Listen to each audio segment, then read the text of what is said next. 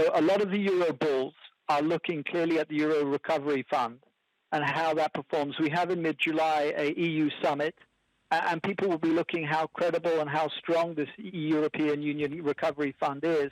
If that does better than expected, then yes, we could get more support to the euro dollar and the dollar's rally failing.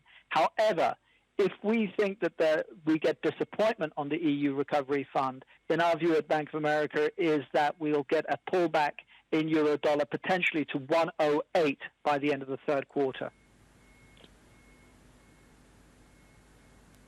Okay, so that's a level to watch on that front. Claudio, if you are expecting that the fears around the second wave lead to continued gains in the greenback, what are you doing in terms of the crosses against EM Asia currencies? Who would look most vulnerable in that scenario?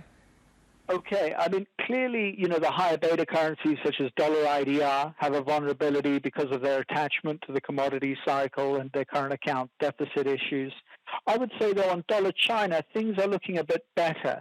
So if you look at the CFETS trade-weighted basket that the PBOC follows closely, that has moved back to 92, above the 92 level. That's a support level that has held for the past 4 to 5 years. The other thing I would say is that the CNH forward points, the 12-month points, which is a barometer of risk premium, have started to reduce. Last week was quite amazing in that we saw, obviously, Trump's advisor, Navarro, walk back very quickly his comments with regard to the trade deal being over. And that was also reversed as well by Trump saying, no, the trade deal is not over. It's very much well and alive. So I think that has taken out a bit of the risk premium for the renminbi.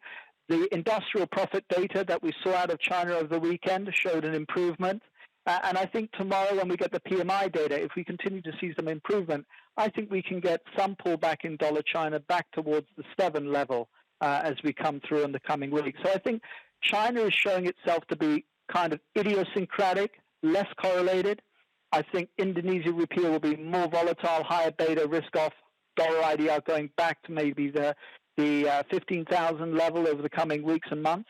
And then I think watch Sing dollar. Sing dollar is the highest correlation in Asia with euro dollar and the S&P 500. So year to date, that correlation hovers between 50% to 60% on daily movements of the Singapore dollar with the euro dollar and the S&P 500. So that could be a little bit vulnerable for a move higher in dollar Sing.